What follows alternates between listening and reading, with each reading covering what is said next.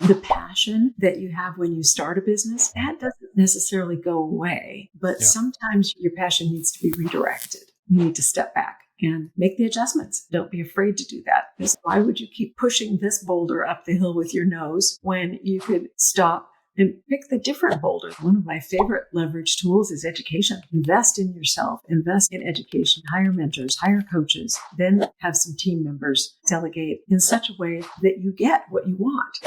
Verify. Make sure that they understand and compare it right back to you. Then you have to imbue your culture into that team. A culture of accountability, telling them this is the direction we want to go in, create common objectives, like a destination that everybody wants to reach. Yeah, business is a team sport, and it's exactly why we're not meant to or need to do this 100% on our own.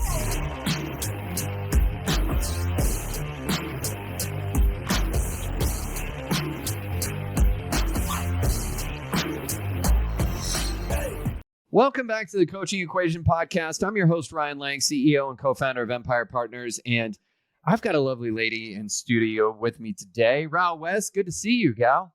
Hey, Ryan. Great to see you again. I am so excited for this. You know, I loved our last episode so much, and honestly, it's kind of wild to think about. That was a year ago, I think. More than that. Yeah, I can't believe that. Time flies, but this is long overdue because I've been chomping at the bit to get you back in here.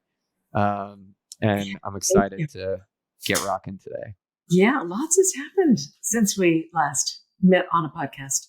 No kidding. There has been a lot happening, so much happening in your world. And you've got, I'd love to, before we dive into some of the pieces of what you've been working on, because there's so much to share. I was thinking in preparation for this episode, I have so many conversations with entrepreneurs, small business owners. And one of the things that I feel like keeps coming up is people, yes, we all run into stuck point at the very beginning when we're trying to figure it all out at the start. But I talk to so many people that have started, they've had enough success to not quit. But like we've talked about before, they basically realized they bought themselves a job.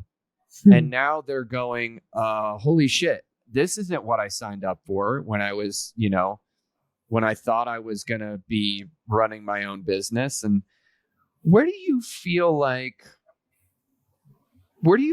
that stuck point occurs, when we're sort of at that spot where we're stuck between operator and true owner and transformational leader? Well, it's going to be different for each person, but I know for myself that kind of occurs when I realize that I'm not having fun. This is a ton of work and it's a grind. And I can't see the forest for the trees. And I'm just in it up above my eyebrows. And it's like, wait a minute. Why aren't I having fun? I started this because I had this passion and I really wanted to, do stuff. And now I'm stuck in a bunch of minutia. And that's the point at which it's time to step back, take a breath, take a breather, and take a look at what is really happening. And for me, I also need to take a look again at what my future goal is, what I want my life to really look like. And can I get there from here doing what I'm doing? And if the answer is no, then you need to make some changes. And a lot of those changes have to do with how you're doing things, what kind of help you're getting, what kind of leverage you're using. And also, do you have really the right product? And, sometimes you need to make some bigger changes than just procedural. But yeah. These are such, I love kind of the thought process steps that you just laid out for people. Go back and grab that as we think about leverage and we think about right product. Did you ever have a moment in your business? Because that's really an interesting one. We all fall in love with our own creations, right? And I think it's a little tough sometimes when it's not always the case, but oftentimes we realize that we've kind of got the proverbial ugly baby, did you ever have, I forgive the I've phrase, never but had an ugly baby. never had an ugly baby. But did you ever have a situation like that in your business where you realized the product just wasn't quite right? Absolutely. Tell me Yes. about that. It's happened more than once. Um, well, I had that experience just recently, actually, where I realized that I was beating myself up and working myself to the bone, and it's like, somebody slapped me upside the head and said, "What are you doing?" And I had to stop and say, "Oh, wow, I might be chasing the wrong thing here, and maybe I need to adjust the product, not an entirely different product, but maybe make some tweaks and some adjustments so that it fits better into what I really want to create for the future." So I think that the passion that you have when you start a business, that doesn't necessarily go away, but sometimes your passion needs to be redirected. Like what is the execution piece that needs to be adjusted so that it better aligns with what your true passion is. And you need to step back and make the adjustments, and don't be afraid to do that, because sometimes our ego gets in the way and we're like, "Oh, I can't stop this because I'm committed, and I'm not." I've said this to myself: "I'm not a quitter. I'm going to keep going no matter what." And then I stop and go, "Oh, wait a minute. Does that really make sense? Why would you keep pushing this boulder up the hill with your nose when you could stop and pick the different boulder that wouldn't be quite such a hard job?" Yes. So, yes, we all need to do that. I don't care. I've got almost 45 years of experience, and I still run into this. And I still have times where I have to remind myself to use my own principles that I teach. I mean, what a perfect segue. You just put the ball on the tee for me, because we were talking recently and you kind of shared that you've got 6 principles that are the foundation of successful business. So would you be willing to share those with us here? Oh, absolutely. Yeah. Awesome. So, and these 6 principles are really those that have been in play for me for 20, 30, 35 years. And the thing that's cool about them is that even though technology changes and your strategies and your types of execution might change, but the principles are still the same. They're just rock solid. Buckminster Fuller would call them generalized principles. They're just true in all cases, and they apply to all businesses, any size, any industry. And the foundation of them, of course, is systems. But beyond that, you need to have data tracking. And that's something that I'm working on right now in my business, because it's been a little bit elusive as to what's the data that I really need to be tracking. Because sometimes we get into tracking some data and we say, "Oh, look at all these numbers. Aren't these great?" And it's like, but what are they really telling me? And what is it? Are they going to really help me move the needle? And if I watch this particular statistic, what's it going to help me do in terms of making decisions? Because really, those are the statistics that you want to track, is the kind of things that are going to help you make a better decision. Like I was just telling somebody the other day that if they're tracking their returns or responses to a particular lead magnet, in the digital space, a lead magnet, so you're tracking the numbers of how many responses that you're getting. And so maybe the numbers aren't really what you want. So then you get a different lead magnet, and then you track those numbers, and then you compare. And, is the new lead magnet doing better? Or if it's doing just a little bit better, but not still great enough, okay, then try another one, and then you just keep tracking and you keep comparing.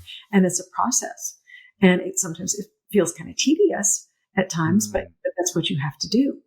Now, back in the day of my 20, 25 years ago business, we were tracking data. We had reservations agents that were taking bookings on our flights that we were operating to Hawaii from Alaska. And so we were tracking the number of calls that came in every day, the dollar volume that was produced per call, how long each call was, how long the hold time was for people trying to get a hold of one of our reservations agents. And we were able to monitor that in terms of customer service, because we were getting complaints. People were staying on hold way too long, half hour, an hour, whatever, on hold. And it's like, ooh, wow, okay, we've got to fix this.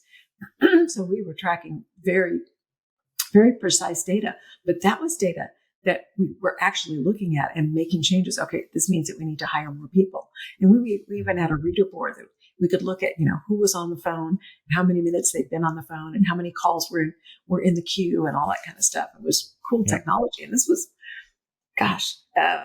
over 25 years ago, like 35 years ago. Amazing. I will say this: there has never been an easier time than today to track your data. Yes, that's true. So really, the key is not how to do it, but which data to track. Yeah. Yep. I want to ask a question on this, because I firmly believe that data is power, and as you said, it's about being able to make decisions, and speed to decision in business is everything. So you've mentored so many entrepreneurs and seen so many different businesses. What do you say to somebody who is, who doesn't love the numbers and is totally resistant to this kind of thing? Like, Raul, look, yeah, I get it, but I just want to go run my business. What do you say to somebody like that? Try to find somebody who does love the numbers and get them to support you, because you can't run a business well without the numbers. You can do it. You can just try to shoot from the hip and, do your best guess and all that. But unless you really have the numbers, you're not going to be as successful. So if you don't want to do it yourself, fine. Find somebody who will. And there are people out there that do that.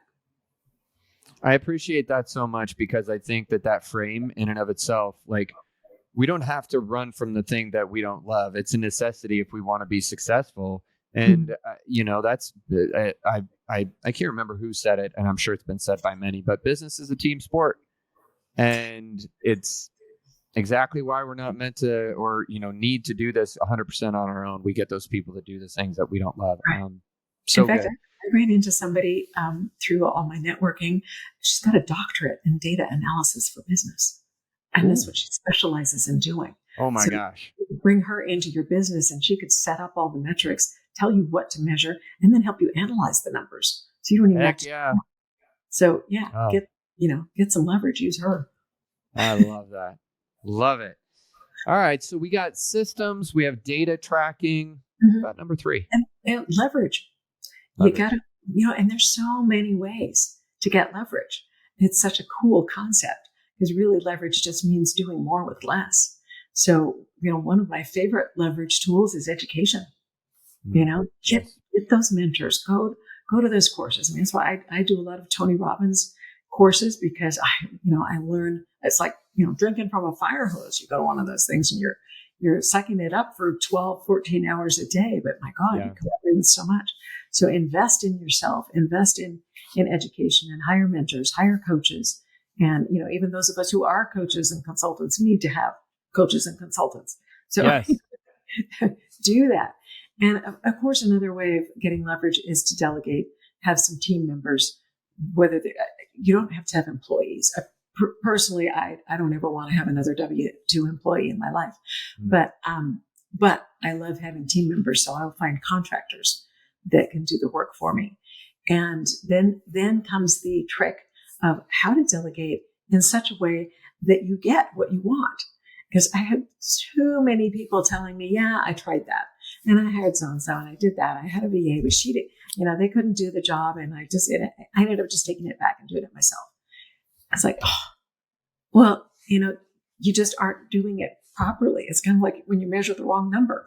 I mean, you have to go about it recognizing that there's an art to delegating.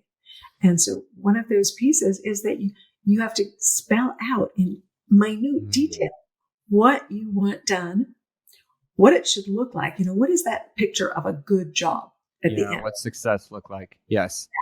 And when you need it done. Yep.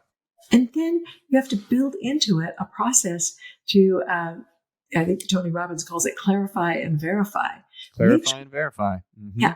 make sure that they understand and compare it right back to you. What I heard you say was, what you want is, and you want it done by.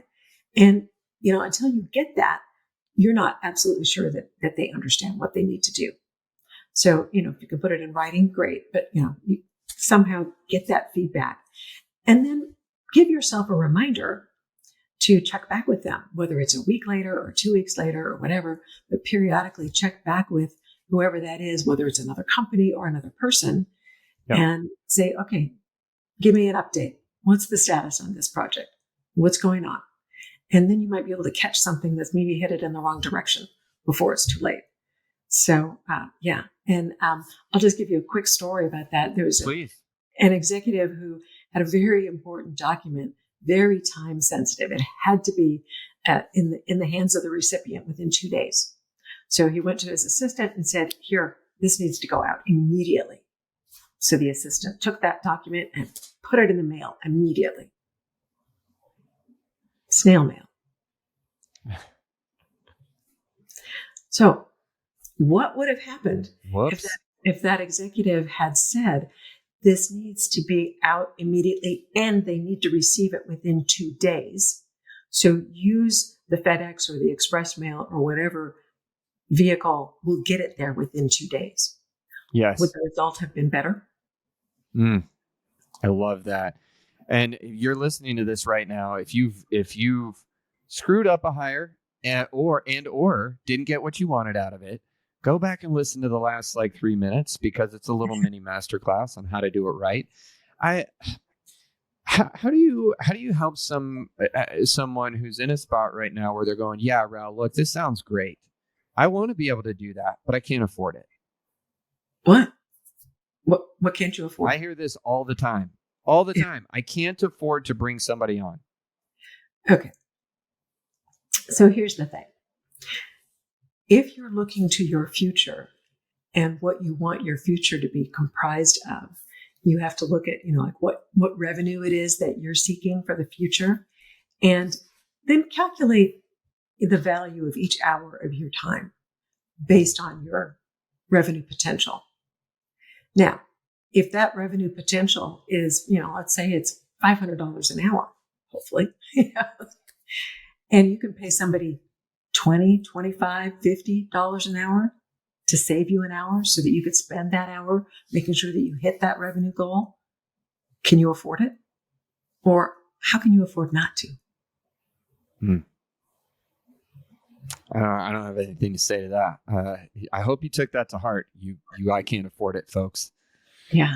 I mean, I haven't cleaned my own house in, God, I don't know how many years. It's not that I don't know how. I certainly do, but I just don't want to. And my time, I can pay somebody $40, $45 an hour to clean my house. That's what I'm going to do, because I hope I'm worth more than that. Yes. Amen. You know what? It's funny you mentioned that. I know we're both big fans of Dr. Benjamin Hardy and his work. And I remember the first time that I listened to and read Who Not How, and my head about popped off my shoulders when Ben said that Dan Sullivan's housekeeper had an assistant. I was like, okay, now this is exciting. I'm like, there's people have gone way further than than you think you can go. When we get, I mean, that's awesome. But that it shows you. Yeah. I love this concept too, because for all the things that we're trying to do in our business, or even for entrepreneurs, it's not just a business. You just gave this beautiful example of not cleaning your own, not cleaning your house. Oftentimes as entrepreneurs, that's the first step. It is getting the person to go mow your lawn or clean your house or do a wash and fold on your laundry. Or do your bookkeeping. Amen. Or get help with your social media. Yep. Or use AI. You don't always have to hire somebody. Yep. AI is very cheap. AI is a who. And gosh, I'm saving hours and hours and hours by using AI to just help me pull together an outline for this presentation that I need to do. I know this stuff, But I've uploaded all of my content because since we had our last podcast, I've completely written and recorded an 8-module course. It's hours and hours of Wow. my content. So it's Amazing. all uploaded into, Chat GPT. And so I just go to chat and say, okay, from my content, pull out this, and this, because I need to give a presentation about this. Yeah. And, Beautiful. so it'll spit it out. And then I'll say, yeah, okay, but you forgot this story. And I'll go back to it. And so then I'll say, oh, you're right. And it adds that story. But, still in 30 minutes, I've got the whole outline for a presentation that I'm, going to be doing a LinkedIn Live thing. It's awesome. So yeah, no, it's still me. Yep. But I'm just speeding it up. It's like, right. putting me on fast forward. Heck yeah. Yeah. 100%. So you're basically, we have a friend in common who talks about multiplying time. Oh yeah. Yep. And that's how you do it. You get something like technology or someone to shorten the amount of time that you spend doing something. Yes. Yep. And then you can use your time on higher level things like working on your business and creating more revenue. Identify the things that are really the needle movers that only you can do, and then focus on those. And anything else needs to get delegated or needs to be handled some other way. So that's that whole leverage piece. Love it. And then the next thing is the culture, which, you need to create your own culture for how you want things done and what your values are. And like for me, my culture is everything has to be excellent, excellence, and everything has to be elegant and, professional, because that's my image. That's who I am. And if I'm not producing products that have that excellent, elegant, professional touch, that's not me, and that's not what I want. Yep. First of all, honesty and responsibility and all that other good stuff too. Well, and all of those things. It's so, you know what I love about what you just said is that I think a lot of times we hear buzzwords like culture and values and things like that. And what I love about what you just said is, as you rattled off your first three: excellence, elegance, and professional, that to me, that just sums you up, to me. And that's what we're aiming for, though, right? That's when we know we've nailed it and it actually means something. Mm-hmm. How do we, if this is something, when we think about culture, a lot of people that are listening to this show have come from jobs, corporate, something like that. They're getting into business ownership and entrepreneurship. They perhaps haven't been, maybe they've led a small team in corporate or something like that, but certainly haven't had employees or contractors or virtual assistants of their own. How do you kind of begin to establish culture even when you're small? Because I kind of feel like a lot of people make the mistake of thinking that, well, that's not something I need until I have an office and I can slap it on my wall.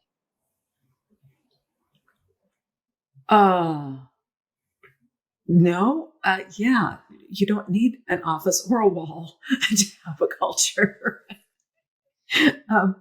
A culture is not a thing; it's a feeling, and it's an essence. So it's not a thing, and it has to come from inside you. So you're not going to. It doesn't matter. I mean, yeah, it's nice to have a sign that says this is my culture statement, or this is my value statement, but it doesn't mean anything unless it comes from within you. And sometimes we just forget to ask ourselves what is important to us and what are our values. Like I know when I'm editing something that, my VA, with the help of AI, and something comes out that's not true, that doesn't line up with my actual experience, and my values are, I'm not putting anything out there that isn't accurate and true that I can stand behind, because that's part of my professionalism and excellence thing, is that I want to be able to stand behind everything that I put my name to. And if it doesn't reflect the truth accurately, I'm not doing it. So that is, I don't know that I really need to put that on a wall. I just need to live it. I love that. How do we get, if we let's just say that we can take your advice and we live our culture, how do we get that to permeate through our organization when we start to build a small team? Yeah, well, that's where communicating it comes in. And I think we have to remember what we're communicating with our actions. And there are some people that will say, my values are blah, blah, blah, blah, blah, like say being trustworthy is my value. But then you watch them do stuff that's kind of slimy, or that's really not acting in integrity to do that. So you have to have consistency between what you say and what you do. So one of the ways that you're communicating your culture and your values is how you act and how you talk. So that's all the first thing. Now, being able to put it in nice statements that you can share in writing or in a staff meeting or whatever, that's wonderful. But, it starts with walking the talk. That's leadership. That's leadership. Lead by example. I love that. Yeah. And every once in a while, you need to check yourself, Yep. Am I being true to myself? Yep. I agree with that so much. And I appreciate that you mention it, because I think that even when we have values that are more deeply rooted and we feel pretty in tune with those values, we're still human. And there are times where we get a little bit out of alignment, and that consistent evaluation of, hey, am I showing up that way? Am I living my values? I think it's really important. Yeah. So, okay. So systems, data tracking, leverage, culture. Where do we go next? Team. Team. And all of the above flows into team. You can't have a good team if you don't have the systems that allow the team to operate efficiently. And you have to be able to track the data. How is the team performing? You have to be able to give the team tools, leverage, have the technology and have the systems that allow them to get their job done. It does no good at all to have a team tell them to, get this job done and then not give them the tools. That's like, say, go build a house and not give them a hammer and a nail. Yep. So you have to have that. And then you have to imbue your culture into that team. And that's from the very get-go. It happens when you are first doing the interview before you hire anybody. Whether it's a contractor or an employee, when you bring somebody on board, you need to make sure that they understand who you are, what your company stands for, and what you'll stand for, what you'll put up with. Because that's another thing that we did was we sort of had this policy of we're going to fire them before we hire them. We're going to let them know. Love that. What is just not going to fly. You do this, you do that, you're out of here. And that just makes it easier for them. They can deselect themselves if they don't feel like they're comfortable with that kind of an environment. But, you want to set up, a culture of accountability, and you want to have that accountability flow through to the team so that the team knows that they're accountable for their actions and for what they produce.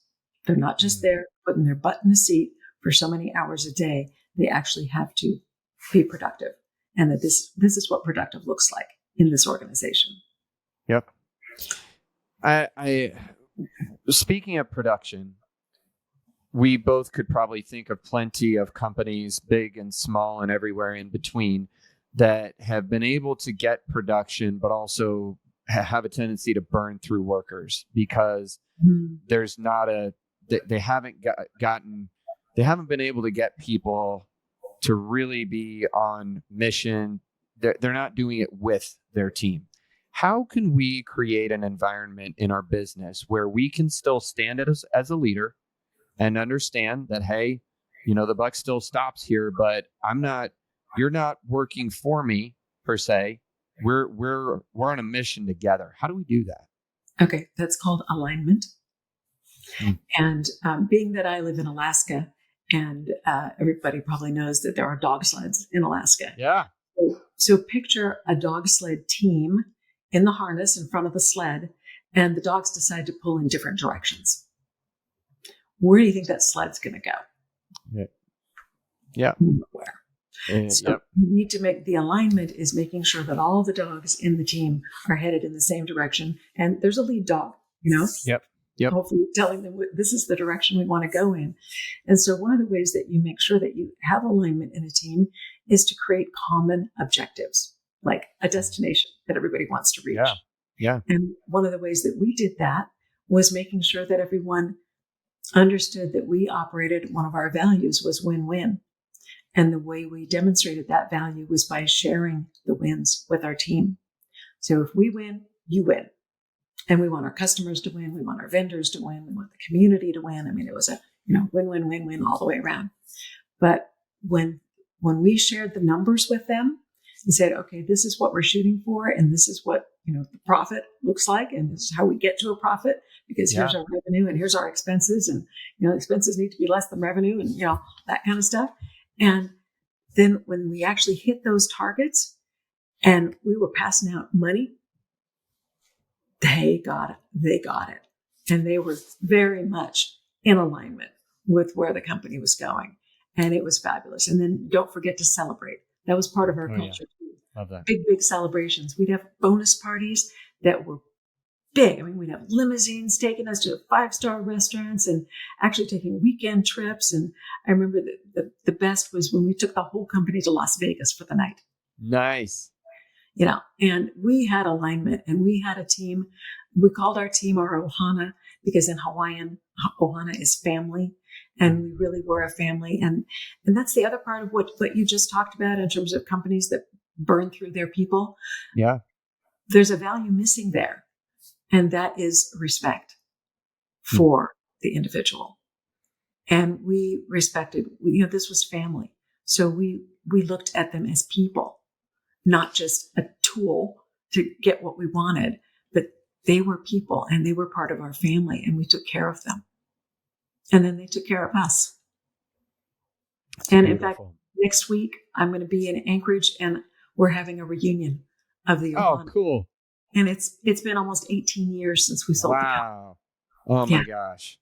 Yeah. Now that's something else, Raul. And congratulations on that. I mean, that's something, boy, of all the things that I know about you, you have a lot to be proud of, but that's extraordinary. Don't hear that very often. That's really cool. It's really cool. Okay. Just in the interest of time, number 6, the cherry on top of the sundae. Customer service. Okay. Yeah. You know what? I figured out that we really wouldn't be in business if it weren't for our customers. What a novel concept. That. It dawned on me, why aren't we making them number one all the time? Because they're the reason for our existence. So, I don't really like just the term customer satisfaction. I want to delight our customers. Yes. Absolutely delight them. And what do you do to delight a customer? You do something that will not only you deliver what you say you're going to deliver, and do it well and take responsibility when you screw up, those kinds of things. But surprise them every once in a while with something that was unexpected. Like recently, I was on an Alaska Airlines flight. I'm a loyal Alaska Airlines traveler, of course, and the flight attendant gave me a handwritten note. In fact, I've got it right here. I keep it on my desk. It means so much to me. A handwritten note thanking me. So awesome. Thank you for being a loyal flyer with Alaska Airlines. And happy Mother's Day. I hope you have a beautiful weekend. Aww. I mean, I was blown away. Yeah. Never. I mean, I travel over 100,000 miles a year. I've never gotten a handwritten note before. Just totally delighted me. Now that was a surprise. And what else can we do to surprise our customers in a nice way? Yeah. Oh, it's beautiful. We're big fans around here of Will Guidara's Unreasonable Hospitality. I don't know if you've read that yet, but not yet. But I think I would be totally aligned with it because I travel the world and I have experienced some absolutely beautiful customer service on many occasions, and I've also had crap. Yep. Just, like, and most of the time when I get crap service, what I do is I look at that situation and go, oh, there's a system that's missing. Yep. Or there's a culture piece that's not in place. And it doesn't, usually it's not the person, it's the system or It's the culture. system. Yeah. And that's what's to blame. And that, the fish stinks at the head. So, yeah. That's well said. And I think it really is. All of what you're saying right now leads me to, that concept of how people feel and the way that we remember how we feel, how you felt when you got that handwritten note, from Alaska Airlines. I mean, that's it at the end of the day. And I also, one of the things I hear you talking about too, is not just, I think we can get very reactionary to this. A lot of times somebody has a negative experience and we kind of scramble around to try to fix it. And we call that customer service. Mm-hmm. And I think there's a very, very big difference between doing it reactively and doing it proactively, where you're consistently seeking out new ways to surprise and delight and level up your service and level up the way that people feel after they interact with you or your service or your product. Well, and the more you can anticipate the need, yes, the better you are. And yes, and sometimes all it takes is acknowledging how they feel. Yeah. Like, I understand your frustration. I would be frustrated too. Let me see what I can do about this. Yes. That's huge. It and really so many times people are not trained to do that. It really is. So good. Well, so I'm just going to recap this. We've got systems, data tracking, leverage, culture, team, customer service, 6 principles that are the foundation of any successful business. I want to know, the last time that we actually got together, you were starting to put some stuff together and you've been busy. So tell us what you've been up to in the last year, Ral. Oh, well, I completed the creation of my entire course and recorded it, and it's online and live for anyone. Amazing. Started a mastermind. I became a best-selling author. I've done over 60 podcast interviews, and I've had articles published in media, and I've got a newsletter on LinkedIn and a YouTube channel. So, yeah, there's just a few things in a year. And by the way, I just want to say, people listening to this don't know. I joke around with you a little bit because I'm always like, "Where's Waldo?" This lady is jet setting all over the place, doing wonderful things all the time, enjoying life. So think about that entire year's worth of resume that she just spouted off. It's not like she's been locked in an office. And that's one of the things I appreciate the most about you is that you go, you enjoy your life, you soak the marrow out of it, and you still get a whole lot of stuff done. It's amazing. Yeah, we've had a 6-week trip to Europe, a month-long trip to Europe, another month with family and a family wedding. And not nose to the grindstone all the time. Not at all. Well, what I'm really excited about is I can't wait to come back, and we don't need to make it another year this time. I think we can do it sooner than that. But I can't wait for the next time I come back because I know right now you're just getting started, and I know there's going to be a major accelerator on what you're doing. Tell people right now you've got such a wealth of knowledge, and I think one of the things that I appreciate the most about somebody like you, Ral, is that in business is hard. It just is. It's not complicated per se, but it ain't for the faint of heart, and it isn't easy. And I think one of the fastest ways that we can accelerate getting to where we want to go, the business we want, the life we want, is to learn from people who have been there, done that. You've done that and a whole lot more over the last, 30 to 40 years. So if somebody wants to learn more about what you're doing or possibly engage you to help them with their business, where can they go to do that? I think the easiest thing is to go to ralwest.com/let's talk. Reach out to me and we'll talk about where you're at and what you might need. Because I do have a breadth of products, from an online course to a mastermind, or, even perhaps one-on-one consulting. So reach out to me and let's talk. That's beautiful. And lastly, especially since you are now a best-selling author, where can people go grab the book and what's the name of it? Okay, on Amazon.com, it's called Unshakable: Stories to Anchor You Through Life's Storms. Amazing. All right, Ralph. Oh, this is so good. I always feel like there's not enough time for these because I could just go on for like 2-3 hours with you. But thank you. Thank you. I want to honor you for number one, choosing at this stage of your life. So many people at this stage of their lives, having had the success that you've had, would just ride off into the sunset. And I want to honor you for the way that you're digging in and going out and helping mentor other entrepreneurs and business owners, because it's so needed. And you're such a wealth of knowledge. I love the way that you call it tight, but you are such a genuine and loving and caring person as well. Grateful for your friendship. And I can't wait to just have more people get impacted by you, because I think, the world is in for something when they get a load of what you've got. So thank you for being you and all you're doing. Thank you so much, Ryan. I appreciate it. You're welcome. Thank you for listening to this episode of the Coaching Equation Podcast. Until next time, take care.